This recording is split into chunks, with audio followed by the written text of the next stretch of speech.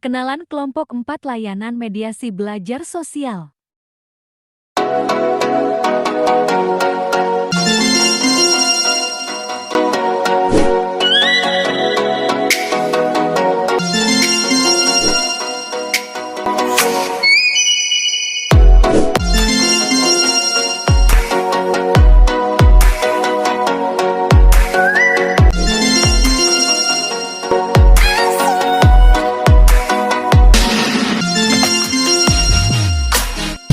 Hai teman-teman sekalian, tadi kelompok sudah memperkenalkan satu sama lain nama mereka masing-masing. Nah, saat ini sebelum kita memasuki simulasi dari layanan mediasi, saya sebagai perwakilan dari kelompok ingin menjelaskan terlebih dahulu apa sih itu maksud dari layanan mediasi dan bagaimana sih langkah-langkahnya. Nah, berikut penjelasannya, jangan lupa disimak ya. Penjelasan materi layanan mediasi. Mengenai pengertian dari layanan mediasi. Layanan mediasi berasal dari kata media, yang berarti perantara atau penghubung. Dengan demikian, mediasi ini merupakan kegiatan yang dilakukan untuk mengantarai atau menghubungkan dua hal yang semula berpisah, yang berjarak, dan tidak memiliki komunikasi yang baik. Sehingga, setelah individu-individu tersebut melakukan layanan mediasi, dapat menentukan titik terang dari permasalahannya, dapat kembali lagi berkomunikasi yang baik, dan juga memiliki hubungan yang terkait seperti sedia kala. Layanan mediasi merupakan layanan yang dilakukan oleh seorang konselor terhadap dua pihak atau lebih yang sedang dalam keadaan saling tidak menemukan kecocokan. Kecocokan itu menyebabkan mereka menjadi saling berhadapan, saling bertentangan, dan juga saling bermusuhan. Pihak-pihak yang berhadapan itu jauh dari rasa damai, bahkan mungkin berkehendak saling menghancurkan. Nah, keadaan yang demikian itu akan merugikan kedua belah pihak. Jadi, dengan adanya layanan mediasi, konselor berusaha untuk menjadi perantara atau membangun hubungan di antara mereka, sehingga mereka menghentikan dan terhindar dari pertentangan lebih lanjut yang merugikan kedua belah pihak. Kemudian, komponen-komponen dalam layanan mediasi. Yang pertama, ada konselor. Konselor ini sebagai perencana dan penyelenggara layanan mediasi untuk mendalami permasalahan yang terjadi pada dua belah pihak. Dan juga konselor membangun jembatan di atas jurang yang mengangga di antara dua pihak atau lebih yang sedang bermasalah itu. Yang kedua adalah klien, di mana klien ini terdiri dari dua orang atau lebih, berbeda dengan layanan konseling perorangan. Jadi, ada dua belah pihak yang saat itu sedang bermasalah atau tidak memiliki perdamaian di satu sama lain. Yang ketiga yaitu adalah masalah klien, di mana masalah klien ini bisa diatasi oleh konselor agar permasalahan yang dihadapi oleh kedua belah pihak itu dapat terselesaikan dengan cara berdamai. Kemudian tujuan dari layanan mediasi, tujuan ini terdapat menjadi dua, yaitu adalah tujuan khusus dan juga tujuan umum. Tujuan umumnya ini yaitu adalah layanan mediasi pada umumnya bertujuan agar tercapainya kondisi hubungan yang positif dan juga kondusif di antara para klien, yaitu pihak-pihak yang berselisih. Kondisi awal yang negatif dan eksplosif di antara kedua belah pihak atau lebih diarahkan dan dibina oleh konselor sedemikian rupa sehingga berubah menjadi kondisi yang diinginkan bersama. Kemudian tujuan khususnya yaitu adalah layanan mediasi difokuskan kepada perubahan atas kondisi awal menjadi kondisi baru dalam hubungan antara pihak-pihak yang bermasalah. Contohnya, kondisi awal kedua belah pihak yaitu adalah sebelum mediasi sikapnya saling bermusuhan. Kemudian, kondisi yang dikehendaki sesudah adanya layanan mediasi adalah rasa damai terhadap pihak-pihak lainnya. Yang selanjutnya yaitu adalah asas-asas dalam layanan mediasi. Di dalam layanan tentunya ada pedoman asas-asasnya. Yang pertama yaitu adalah asas kerahasiaan, di mana asas ini sangat menjunjung tinggi mengenai tentang kerahasiaan, baik dari konselor maupun klien. Satu sama lain harus saling menjaga mengenai permasalahan yang saat itu dialami oleh klien. Ketika klien sedang menceritakan semuanya kepada konselor ini wajib menutup rapat-rapat atas permasalahan yang saat itu diceritakan oleh klien. Baik, seandainya orang tua tersebut menanyakan kepada konselor ini wajib memberitahu dulu kepada klien apakah masalah tersebut boleh dibicarakan kepada orang tua atau tidak. Jadi harus ada kesepakatan oleh klien tersebut. Yang kedua yaitu adalah asas keterbukaan, di mana asas ini klien diharapkan mampu membuka seluas-luasnya mengenai tentang permasalahan yang saat itu dihadapi oleh klien. Tidak setengah-setengah mengenai tentang pembahasan masalah klien, tetapi dengan keterbukaannya masalah klien dapat dibicarakan secara tuntas. Kemudian asas kesukarelaan, di mana asas kesukarelaan ini yaitu klien secara sukarela berbicara mengenai tentang permasalahannya. Tidak ada paksaan dari siapapun, baik dari konselor, dari teman, atau dari yang lainnya. Selanjutnya ada asas kekinian, di mana permasalahan-permasalahan klien yang saat itu diceritakan yaitu adalah masalah yang terkini atau terupdate. Jadi tidak membahas masalah-masalah yang lampau. Jadi bisa diselesaikan secara tuntas dengan permasalahan yang saat ini dirasakan oleh klien. Simulasi layanan mediasi belajar sosial. Pada suatu hari, di sebuah sekolah menengah atas, dengan kegiatan yang seperti biasanya, seorang guru bimbingan dan konseling sedang memberikan penjelasan kepada anak-anak mengenai tentang bahaya narkoba. Materi tersebut diberikan kepada peserta didik agar peserta didik mendapatkan informasi secara mendalam mengenai bahaya narkoba, jenis-jenis narkoba, macam-macam, dan juga cara pencegahan untuk menghindari narkoba, serta efek-efek yang terjadi jika seseorang telah mengkonsumsi narkoba.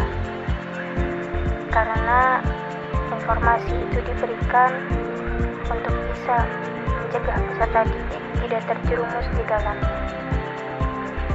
Karena mencegah itu lebih baik daripada mengobati.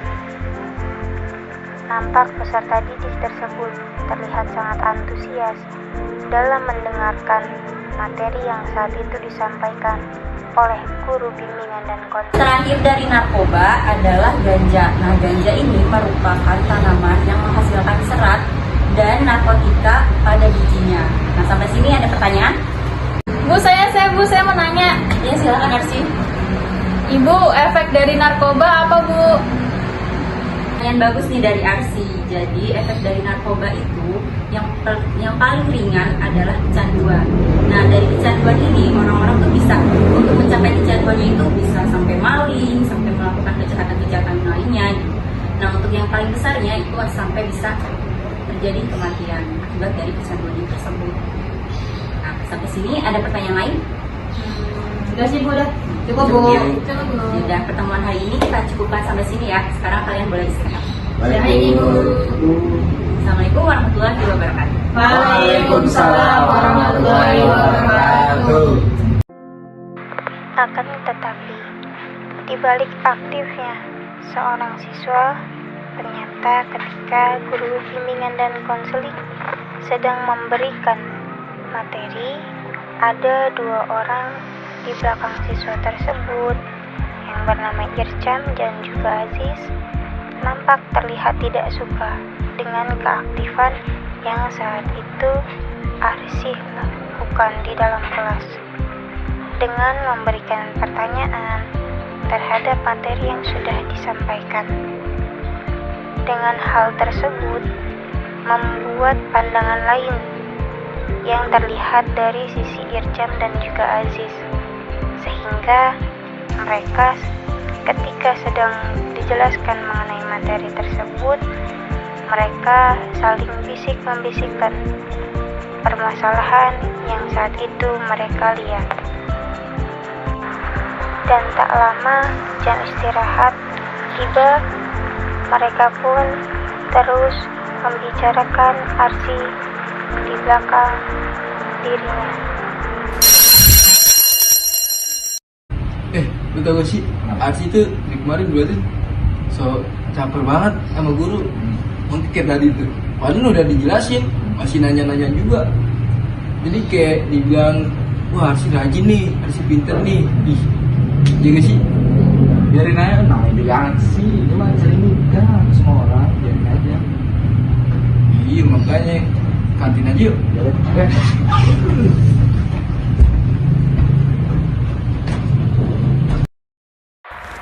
Ircam dan Aziz pun bergegas untuk meninggalkan kelas dan mereka akhirnya pergi ke kantin.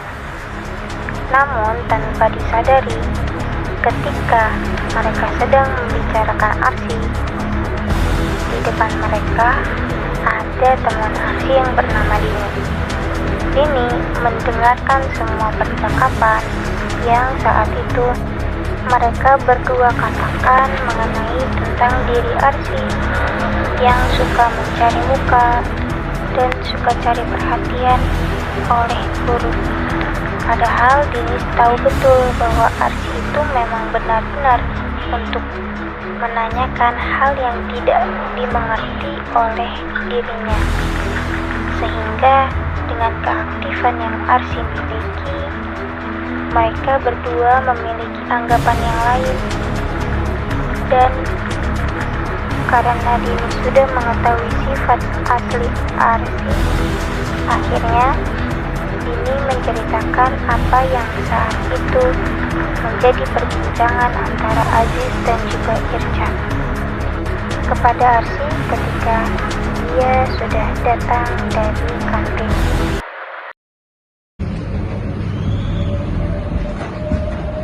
Kok lu gak turun nih? Males banget kan, di bawah ramai juga kan kantin kan? Ntar aja paling aja. Oh iya, by the way tadi tuh, dia udah keluar kan tadi ya? Siapa? Siapa tuh, si Ircam sama si Ajis udah keluar.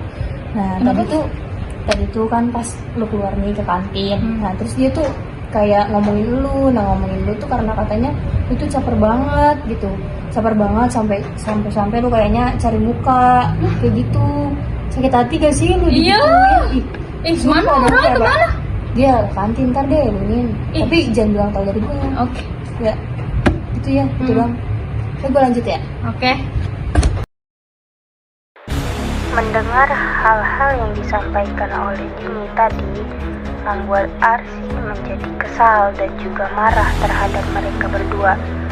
Mengapa ketika di depan Arsi mereka itu bersikap biasa saja, seakan-akan mereka itu tidak menunjukkan bahwa mereka itu memiliki rasa kesal terhadap Arsi. Menurut Arsi, hal yang dia lakukan itu sama sekali tidak memiliki kesalahan. Arsi memiliki tujuan mengapa dia melakukan hal tersebut, dan tujuan yang dia lakukan itu adalah baik untuk dirinya dan juga keberlangsungan pendidikannya. Tetapi Ircam dan Aziz pun memiliki tanggapan yang lain terhadap apa yang saat itu Arsi lakukan. Arsi tidak bermaksud untuk mencari perhatian, mencari ketenaran dari apa yang sudah dia lakukan. Hal yang dilakukan oleh Ircam dan juga Aziz itu membuat Arsi menjadi kesal dan juga kepikiran tentang proses pembelajarannya. Apakah selama ini dia menyakiti seseorang atau tidak? Tapi kenyataannya dengan perlakuan dia yang aktif di kelas, tetapi teman-temannya banyak yang tidak suka. Hal itu nantinya akan bisa menghambat proses pelajaran yang saat itu sedang Arsi lakukan. Bahkan tidak hanya kegiatan belajar saja, tentunya nanti akan berdampak juga dengan masalah sosial yang ada di lingkungan Arsi. Untuk itu, Arsi meluapkan kekesalannya ketika mereka sudah datang dari kantin. Dan tiba-tiba Arsi melakukan pengelabrakan terhadap Ircam dan Aziz. Tadi gimana ya perempuan? Lu ngapain lu ngomongin gue caper? Lah, emang kenapa? Emang bener kan Emang begitu? urusan sama lu apaan? Kagak lu begitu biar dapat nilai kan, lu nilai baik. Lu Enggak begitu dong maksudnya. Dari kemarin ada udah urusan apa lu sama gue? Ada urusan sama lu ini aja. Melihat Arsi, Ircam, dan Aziz berantem, Dini pun panik. Dan akhirnya dia memutuskan bergegas untuk pergi ke ruang BK, menemui guru BK agar bisa menengahi permasalahan mereka.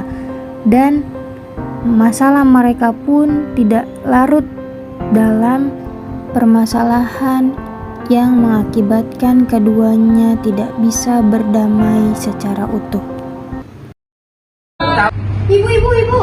Ibu, itu teman-teman di kelas pada berantem Bu, saya nggak bisa mengarahi mereka Bu, saya minta tolong Arsi sama Ircam Bu, dia lagi berantem di kelas Bu, nggak ada yang bisa belajar. Iya Bu, kita langsung aja Bu ke kelas Bu, soalnya susah, saya nggak bisa nangani mereka Bu.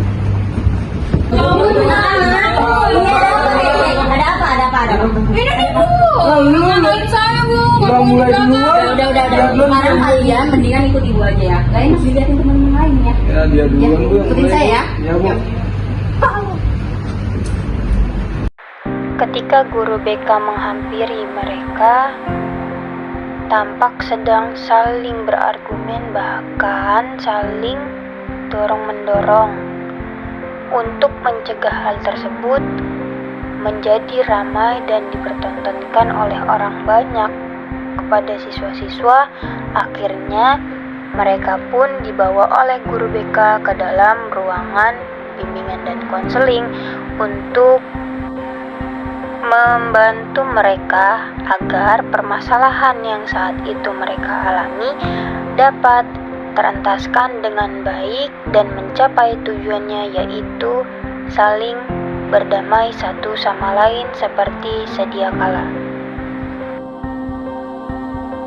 Proses konseling layanan mediasi. Gimana nih? Kalian tadi ributin apa sih di kelas? Enggak Bu, ini Arsi, tadi kan saya habis istirahat nih, menurut saya. Terus kelas, tiba-tiba saya didorong sama Arsi Bu, dilabrak. Dia ngomongin saya Bu, dikatain caper lah, apalah. Padahal kan cowok ngapain kayak gitu. Ya. Jadi kalian ini sekarang udah ada di ruang konseling. Kita akan melakukan layanan mediasi. Dimana layanan mediasi ini, Ibu sebagai konselornya akan menjadi mediator kalian untuk menyelesaikan masalahnya. Dan kalian juga tidak perlu khawatir karena di layanan mediasi ini Ibu memegang teguh asas kerahasiaan. Jadi apapun yang kalian sampaikan ke Ibu tidak akan Ibu sebarluaskan. Nah sekarang Ibu ingin tahu nih permasalahan intinya itu apa? Dari saya dulu deh Bu. Boleh. Kan saya tadi habis dari kantin, terus tiba-tiba ada teman saya katanya ngomong, saya diomongin sama dia, dikatain caper. Padahal kan perasaan saya nggak pernah bikin salah apa-apa, terus tiba-tiba dia ngomongin saya kayak gitu, kan ya saya sakit hati lah. Gimana dari Irsan sendiri? Iya Bu, saya tuh dari kemarin Arsi kayak caper banget Bu sama guru, nggak ke Ibu doang, ke guru-guru yang lain juga Bu, ya kan. Jadi kayak apa-apa nih dia yang harus nanya. Jadi seakan-akan kan kayak wah Arsi ini pengen banget dibilang baik, ya kan, pinter gitu, rajin gitu Bu. Jadi saya juga gimana ya, kesel sendiri Bu gitu kan. Kalau menurut Arsi dari penjelasannya Irsan tadi, menurut kamu bagaimana? Iya, saya mah nggak iya kan saya cuma pengen dapat nilai doang Bu. Kalau seandainya dia pengen dapat nilai juga, ya aktif juga loh Bu. Gitu kan, saya aktif juga buat pengen tahu juga, pengen dapat nilai dari guru juga. Gitu. Kalau dia ini, kenapa dia nggak ngikutin saya juga kayak gitu? Dari yang Ibu lihat nih, permasalahan kalian itu sebenarnya adalah kesalahpahaman saja. Nah, dari Irsan sendiri nih, menanggapi apa yang Arsi lakukan, kamu bisa lihat gak sisi positif apa yang bisa kamu ambil dari permasalahan ini? Ya bisa sih Bu, jadi kalau buat sisi positifnya harus rajin-rajin, maksudnya harus benar-benar memperhatikan kalau guru bicara. Jadi kalau ada yang nggak tahu, jadi kita bisa nanya gitu, jangan diem aja gitu sih Bu. Kalau Arsi sendiri menanggapi permasalahannya Irsan ini bagaimana untuk mengambil positifnya? Mungkin lain kali saya bisa memberi kesempatan ke Ircam buat bertanya, terus membantu Ircam supaya lebih aktif lagi di kelas gitu. Iya, berarti udah ketemu ya titik terangnya ya. Jadi Ibu simpulkan lagi, sebenarnya kalian itu hanya kurang mengenal saja. Coba kalian lebih dekat lagi, biar Ircam juga tahu sifat Arsi kayak gimana. Arsi juga bisa membimbing Ircam nanti di kelas, biar kalian sama-sama maju di kelas ya. Oke Bu, kalau gitu Ibu lihat mungkin permasalahannya sudah selesai ya. Sekarang Ibu ingin lihat dong kalian berdamai. Boleh salaman depan Ibu? Maaf ya Cam. Maaf juga sih. Sudah. Mungkin ada yang mau disampaikan lagi? Udah Bu, cukup Bu. Cukup ya. Ya udah, kalian boleh ke kelas lagi deh. lanjutin pembelajaran ya. Terima kasih Bu. Ya.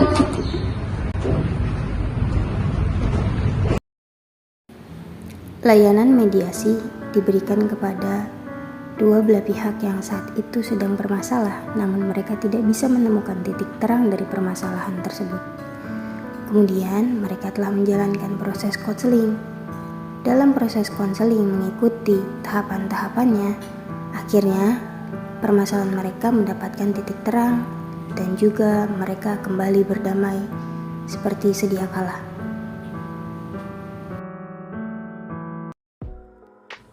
Oke teman-teman sekalian, tadi merupakan simulasi layanan mediasi dari kelompok kami. Nah, seperti itu ya gambarannya ketika kita ingin melakukan layanan mediasi. Layanan mediasi diberikan kepada dua belah pihak yang saat itu tidak memiliki kecocokan dari permasalahannya, dan untuk mencapai tujuannya yaitu berdamai satu sama lain. Kami dari kelompok mengucapkan terima kasih banyak kepada teman-teman yang sudah menyaksikan video kami. Jangan lupa like, comment, and subscribe ya. Dadah. Behind the scene. Bu, saya mau nanya. Ya silakan Arsi. Ibu, efek dari narkoba apa Bu?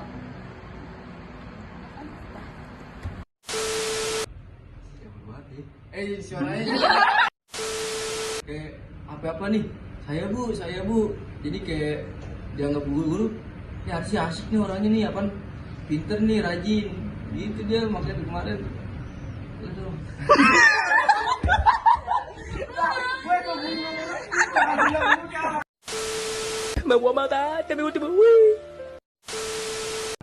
Satu. Jangan ketawa dong. Jangan yang ini. Tadi dulu Kak.